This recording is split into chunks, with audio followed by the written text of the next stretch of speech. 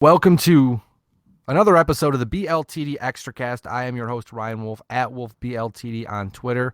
Joining me now on the line is Joe Yerdon of NHL.com. He is at Joe Yerdon on Twitter. If you're not following him, I'm not sure what you're doing with your Twitter account, but I'll give you this chance to shoot him a follow. But, Joe, how are you doing today?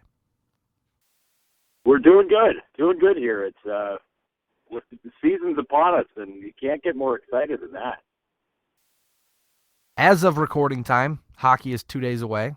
Well, Sabres hockey is 2 days away. National Hockey League starts on Wednesday, so hockey essentially is a day away. But a lot of excitement in throughout the league as a whole. But in Buffalo, there is boatloads of excitement. A lot of questions to be answered. So I do have some things to ask you today here, Joe, which is why I have you here. But I want to start off with a couple injuries. See if you have any good updates for us. First off, the bigger injury that has come across this camp, Zach Bogosian. What is the latest on his injury? He's been doing off-ice workouts. About to head into Sabres practice now, so maybe there's going to be a little bit more since, I don't know when this is going up, but rosters have to be posted by 5 o'clock. So if he's not ready, I expect they'll put him on IR. It's probably why they still have 11 defensemen in camp right now. So few guys are injured, but Bogosian's the biggest question mark because he's so important for them. He's probably the number one D on the team right now, and you can't afford to be without a guy like that for any amount of time. And starting the season without him is a bit uncomfortable. But if it works out so that he's better by the time he's back in there and he's able to stay in the lineup, then it's all for the best. But yeah, it's a little bit of an issue. It's a lower body thing, so we'll see how it works out here in the meantime, because we barely see him at all during camp. As for injuries, looking over at Cody McCormick, the one player who was injured last year, he had blood clots, and he was unable to pass his physical. Do you think we're going to see Cody McCormick anytime soon on the ice? Well, we've been seeing him around the arena, which is a nice sign, but seeing him on the ice soon, I'm not gonna say that that's a likely thing. We gotta see him at least throw a red jersey on and get on the ice for some practice. But it's a little bit of a tough situation for him now because blood clot thing, it's so scary. We've seen it, we've seen it with a handful of other guys, especially you look at Pascal Dupuis. But I think for McCormick, it's one of those things where, sometimes the medication nags at you. Sometimes it's, it doesn't clear up so quickly. Sometimes it's something else. But for him, I don't think we're going to see him. I don't think we're going to see him too soon here. But he's working hard. He's trying to do as much as he can to get back out of the ice. Now, you mentioned the Buffalo Sabres have, you said 11 defensemen still in camp, but one of the guys not there currently in Rochester is Chad Ruedel. Now, the question I had for you, Joe, is what exactly happened to his development? Is he just been passed over, or is he just not good enough to make the team at this point? Well, I think he's gotten a bit passed over. I think Mark Pestic's flown by him on the depth chart. I think that's pretty plain to see.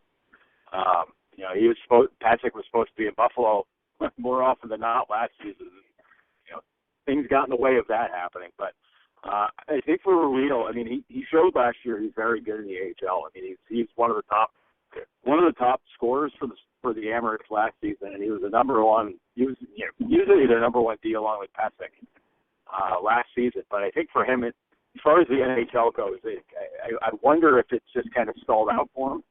And for you look at how things are set up, at least on the right side. I think that's where they want to play him most is on the right side. But you've got Pesek, you've got Bogosian, you've got Ristolainen, you've got Franson now. So it's they've added, and he's been passed. So it's a tough road to hoe for him because that's a lot of good players he's got to try to get around.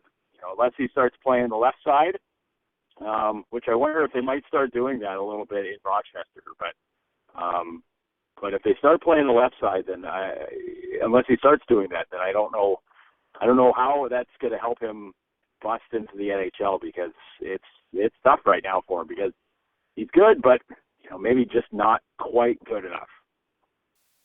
Now, the big story of training camp so far, as camp has developed, is Sam Reinhart versus Zemgus Girgensons for a center and a wing position. Now, we've seen at this point they've been relegated to the third line, which is interesting because obviously Girgensons started training camp on the second line, but now Gianta obviously has that spot, and Girgensons, like I said, and Reinhart are on the third line. What is the latest on that, and what exactly happened with Zemgus Girgensons as to why he's on the third line at this point? Well, I don't think there was. It appears that something didn't go right with the chemistry. Having him work with Eichel and Matt Molson, something went afoul there with those two, and for some reason it didn't work out. And the good thing with Jurgensen is that the fallback option is you put him on the third line, and you can have him center the third line. You can have him play the wing of the third line. But I think for him right now, I think they ideally want to have him as a center, and that's kind of where I didn't put it in my NHL.com preview. I did initially, but I didn't do it. Didn't stick with it. But it's having him as your third line center is not exactly a terrible thing. I mean, he was the number one center last year. He gets jumped by Eichel and O'Reilly this season around, and having him on the third, I honestly think that's the best fit for him. But I just wonder if maybe getting moved down the lineup, losing, not really getting to compete for that top line job. I wonder if it maybe had a little something to do, psychologically he's taking a little edge off his game, or maybe he's not having that same success. But I think for him, if you're looking at it this way, last season, if you had a line of Johan Larsson, Zemgus Girgensons, and Sam Reinhart, that's probably the first to the second line. This year it's the third. It's the third, without a doubt. And that's not a bad thing. The Sabres have done so much improvement in the off season that it's just not a bad thing at all for them to have this kind of setup. And whether it's McGinn or Larson playing on the left side, and then however Dan Bousman decides he wants to figure out the lineup. I mean, it's not. These are good problems for the Sabres to have, as opposed to wondering which of like John Scott or somebody else, somebody else from the AHL they're going to run out there to play the fourth line. I mean, it's a nice problem to have. Yeah, I was gonna say I almost lost it when he said John Scott. It's been it seems like it was so long ago, but it's only been a couple years since we've had the John Scotts and the Corey Conakers of the world hanging around the Buffalo Sabres and playing meaningful minutes. So it's just been interesting, like I said, because obviously, as you mentioned, Girgensons had such a big role last year, but obviously more talent has come in. Not saying Girgensons isn't talented, but we all kind of assumed this would be where he ended up. Over time, I mean, obviously, I was because they started camp. I remember saying that Bilesma said they're going to try him at wing. Obviously, you said something just didn't work out, so they bumped him to the third line. But you know what? Like you said, if it's Girgensons and Reinhart with Larson or McGinn in the left wing, that is a third line playing against other teams' third lines. That's a pretty good advantage for the Buffalo Sabres. Yeah, and you know what? It's not so much that it was Girgensons getting bumped down to the third line. It was that Brian Gianna played himself up to the second line. I think he, along with O'Reilly, he's been one of the most outstanding players in training camp. I think he's not looked the part of 36. He's looked the part of maybe, flashing it back to when he was 30 in Montreal and scoring a bunch of goals. I think he's been motivated, and he's been fantastic in camp. I really kind of taken aback by it because, you get older, you don't expect the play level to come back up. But I think for Gianna, it's really come back quite a bit. I mean, we'll see what happens as the season wears on, but I think right now, Gianna's looked outstanding playing with Eichel and Molson. And honestly, those two guys with Eichel makes a ton of sense, because I think when all of us were drawing up our lines as to how we tried to figure things out, I don't think anybody had Gianna in the top six, and I don't think anybody considered him a possibility to play with either O'Reilly or with Eichel. But I think with the way Eichel plays, where he's carrying the puck a lot, he's driving a lot of the possession, he's doing a lot of those things.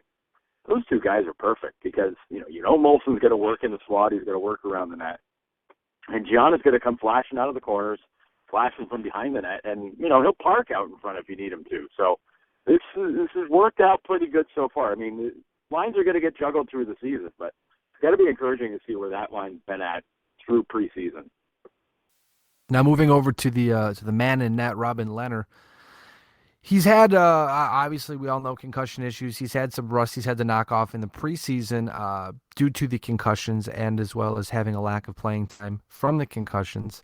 But do you feel Robin Lehner certainly is the guy for the job, or are you a little worried with how his camp has played out so far? I'm sold that he's the guy. It's just, when you don't play, you don't skate, you don't do anything since February. It's hard. It's a hard road to come back. And when you're a goalie, so much of it is rhythm. So much of it is getting your timing back. And for him, that it's tough to cram that in the preseason and try to get into that rhythm, getting your post to post action back, getting all that technique back for the season when you're only getting a handful of games to do it. It's pretty hard. And for him, it's a different level of difficult because it's a new situation.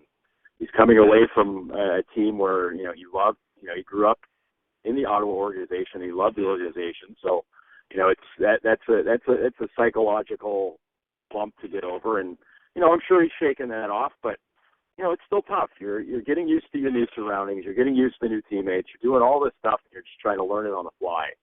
And, for the first couple of games, you're getting 40 minutes to do it. The next two, you're getting 60. So it's tricky. It's extremely tricky to do it. And, he hasn't looked sharp. I mean, he looked good against Toronto, but even there's probably a couple of opportunities where, maybe the Leafs should have come away with a couple of goals. I mean, he gets a shutout, so that's good. But,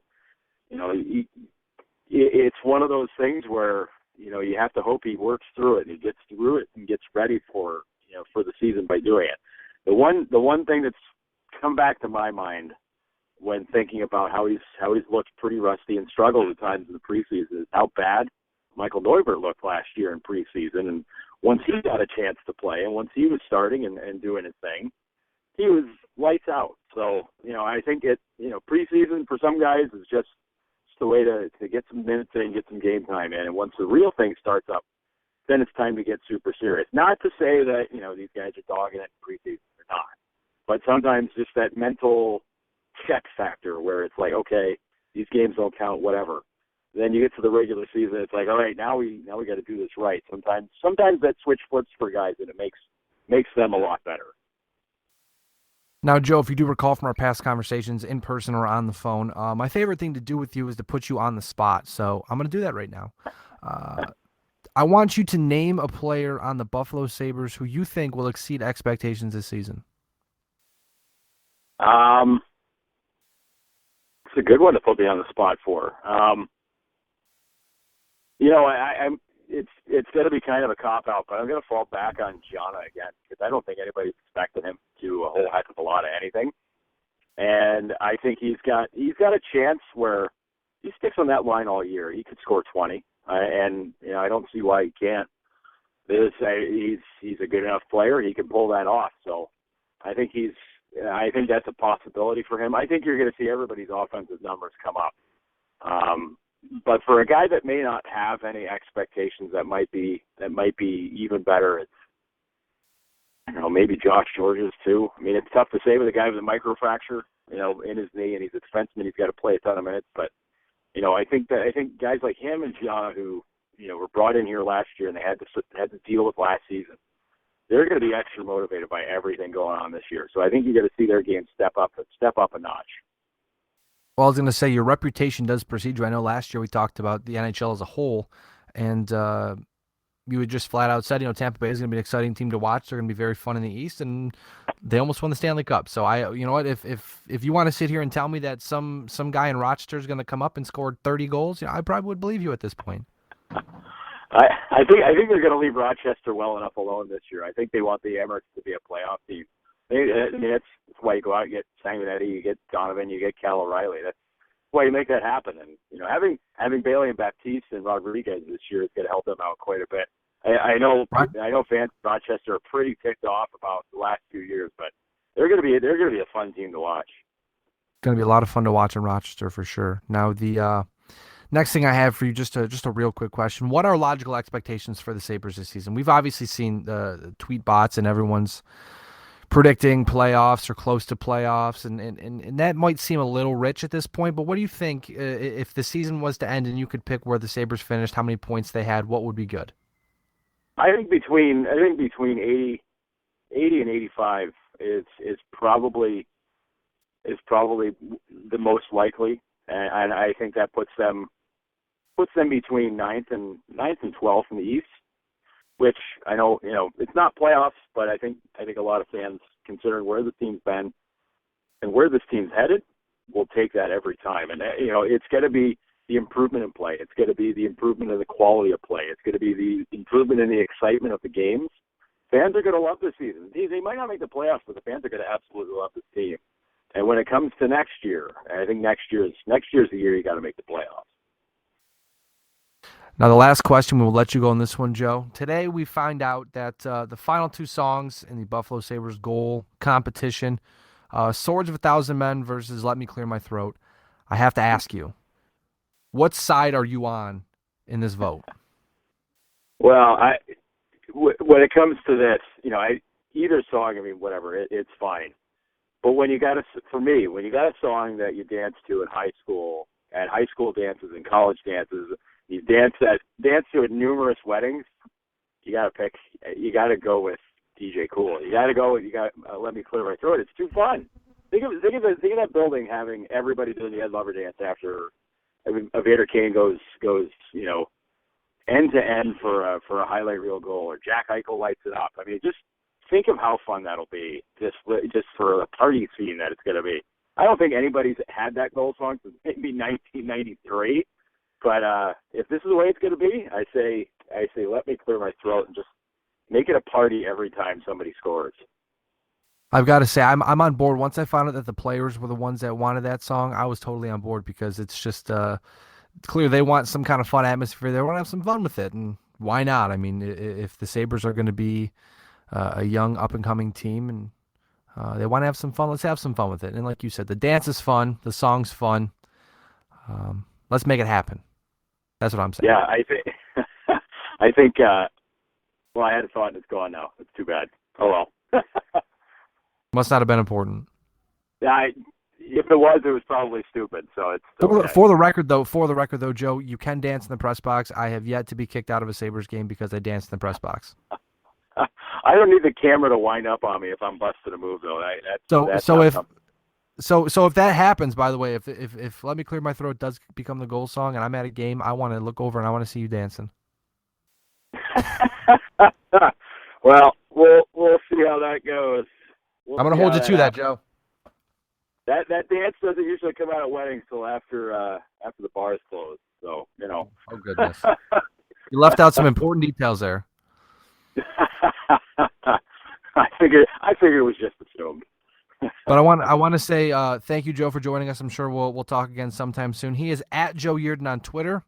Like I said, make sure you give him a follow. The hockey season starts tomorrow on Wednesday. Sabres start on Thursday. Joe is not only a good Sabres follow, but a good NHL follow. Thank you again, Joe, for joining me today on the BLTD Extracast. Hey, you got it, Ryan. Thanks, man.